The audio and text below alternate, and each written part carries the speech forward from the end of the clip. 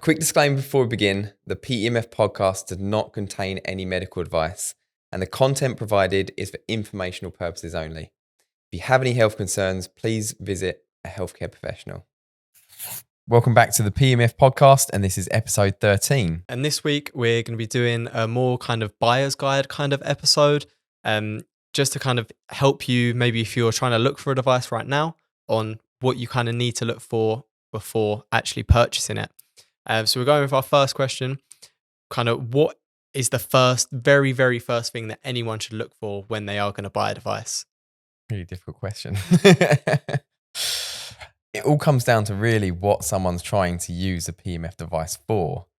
And that's something that, people can ask us or put across to us. But if, let's give some examples really. If someone's trying to treat pain, or if they're trying to treat certain conditions, or if they just want a device for, becoming the better self and ultimate kind of health and wellness, then there's the different routes they can go down.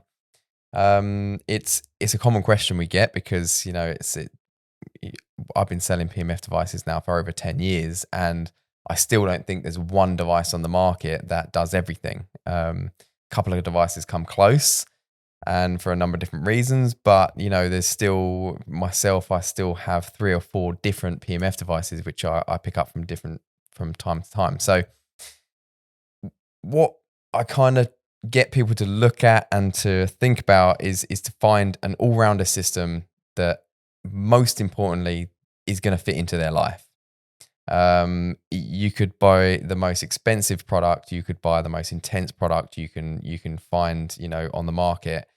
But if you're not going to dedicate time to it, if you're not going to fit into your life properly, then there's just absolutely no point in the investment.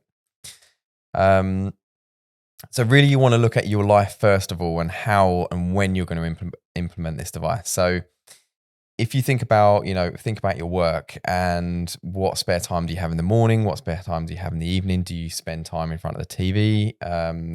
Is there times in which you can incorporate a PEMF device? Some people want to treat themselves throughout the night. So, they literally don't have time at all during the day. So they try and find a device that they can implement throughout the night, which again, it depends what you're trying to treat. If you're trying to treat rheumatoid arthritis and you want to have a whole body system and you're trying to do that in the hours that you're just sleeping, it's going to be a tricky one to tick that box. So again, for me, it's looking for an all-rounder product. And as a basis, we always say full body is the best way to apply PEMFs. If you have, arthritis in the knee, for example, and you think, right, the knee is my only problem. Everything else about me is pretty healthy, but I have pain in this knee and that's what I want to fix. A lot of people think, right, I just need to apply a device there. So I heard an analogy the other day about a plant, and if the leaves are dying on a plant, what do? Do you treat the leaves or do you look at the soil? And actually, the soil is where you want to be, it's what you want to be putting the foundations into to fix that issue. Again, it's the same with your body. We're looking at the knee because the knee is where the pain is coming from, and that's where we've got scans to prove that there's issues. But we want to treat the body as a whole because we want to increase the blood flow around the body, and we want to positively charge the cells within the whole body so that the body can do its job and fix that area. And if you've got a device that has a localized applicator as well as a full body device, perfect, because then you can apply the full body session and you can put the localized device, which is usually more intense, in that area of the body. So coming back to the question, for me, I always say to people, full body is my essential first thing to look at. Intensity comes down to, personally, I would say the most intensity you can afford. Devices that are higher intensity tend to be more expensive because of the way they're built, the amount of copper that goes in. So it's not a marketing thing. It is actually down to how the products are put together. And what we tend to find is that higher intensity devices that are used less often seem to get you to the end goal quickly. And a device that fits into your life. So If you can get a mat that goes on an office chair, if you spend a lot of time in the office, or one that complements your sleep, but also full body, localized in one area, should tick all the boxes. Well, so you mentioned trying to buy the highest intensity device for your budget. Is there kind of like a general guide people can follow for this, or for what intensity they should buy? Because there's a lot of confusion online, kind of in intensities as a whole, and what intensity might be good for someone, or people just don't really understand intensity at all. So, is there kind of a somewhat rough guideline that you could follow for that? So we actually use a really useful table that you can find in one of Dr. Paulick's book, and that book is the Supercharge Your Health by Dr. Paulick. So in there's a table and it talks about different intensities and what those intensities can effectively achieve for different conditions.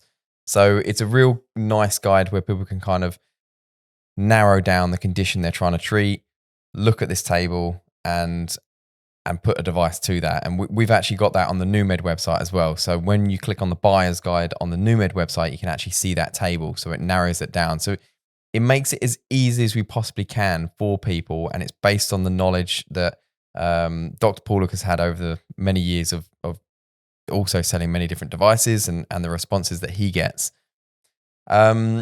His general guide really, when it comes to treating like chronic conditions, so if we are buying or investing in a PEMF device that we want to use something for, a condition we've had for 5 years or something, we want to put some money in and we want to find something that's going to make a difference. His general rule is to look for something that is around 30 to 50 Gauss and above. If you're just looking for a device that is for general wellness, general health, something to help you get up in the morning, help you sleep at night, then the lower Gauss systems are absolutely fine.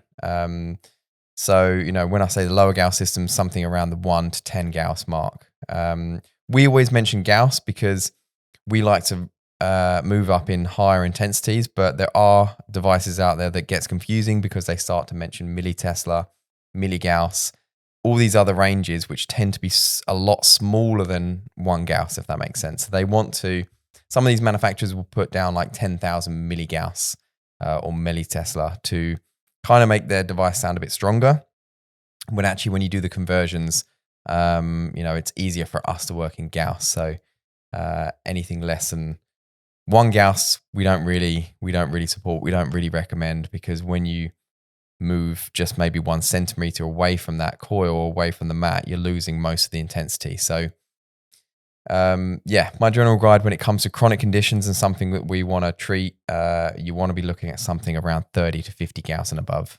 Okay, cool. Now moving on to kind of frequency, because that's another very confusing subject. A lot of the time people seem to almost value the frequency over the intensity, especially when they're like new to PEMF and might not understand it fully. So do you have like a guide for that as well? Is there like a general guide at all anywhere? Or do you have your own kind of guide for frequency for when people are actually looking to buy a device? So we've touched on this a number of times in the podcast before, but the best way I can describe this is to not get lost in these frequencies. People always want to have this like guidebook which tells them this frequency is good for this condition, this frequency is good for this condition. What we find is that the devices that are out there that offer 1 or 2 programs or a number of programs that actually apply a number of different frequencies to the body are generally a lot better, and they warrant much better results. People that stick to 1 frequency because they've seen it in a study and they want to replicate that study and they're just using 1 frequency every time, you've got a risk of the body getting used to that frequency and then the PEMF not becoming as effective over time. So generally look for a device that has a range of 1 to 50 hertz. Anything more is, a bit more vanity.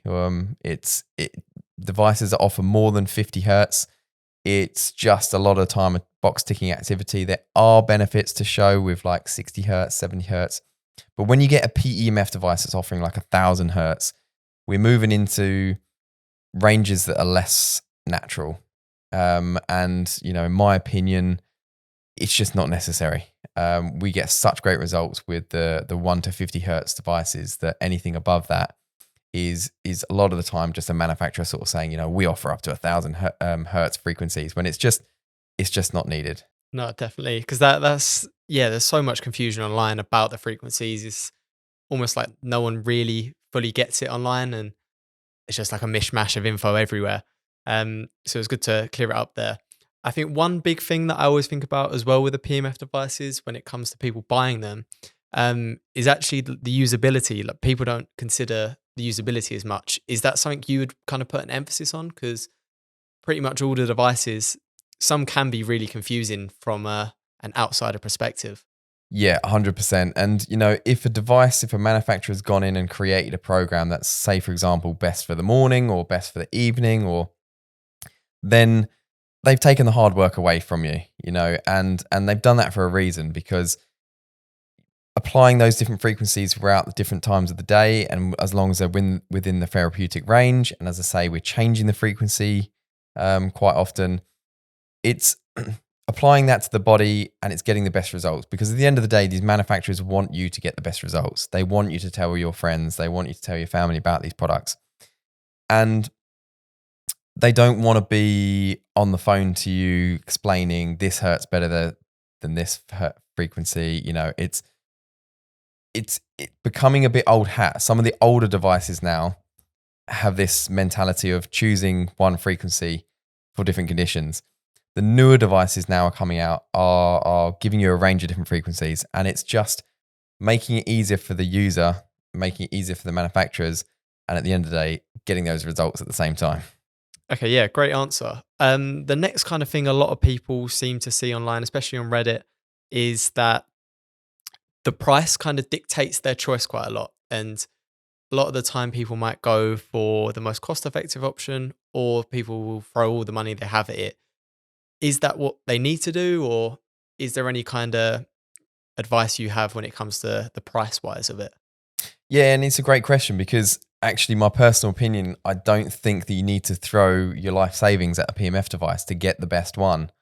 And there are devices on the market that aren't technically the best products, but sold in a different way so that they end up being super, super expensive. We see a couple of different PMF manufacturers in the market that sell through pyramid schemes, and which is great for them if that's the way they want to market their product. But what that tends to do is it shifts up the price by an extortionate amount, because you end up having different seller grades, and one seller will recruit more sellers who recruit more sellers who recruit more sellers, and it continuously goes until you've got this cost implication to this. So yeah, my answer is you don't have to throw thousands of pounds at a product. You just want to look at the technical abilities and something that's going to fit into your life. And the main technical ability for me, and something that we really see the benefits from, is the intensity. So looking at the intensity, the frequencies, as long as they're within the 1 to 50 range, a full body system is a key component to me. And additionally, if it has a localized applicator that comes with it, then that's ideal. But yeah, don't break the bank. Get some advice on buying a PMF device. Look at the table in Dr. Paul's book, and select products based on that. And if you are looking for anyone to talk to, on the NewMed website, we do offer a 15-minute consultation, which you can book anytime from 10 till 2, Monday to Thursday, and you can talk to someone and get some advice. But another big thing as well, when it does come to buying the devices, a lot of people see that a few are medically registered.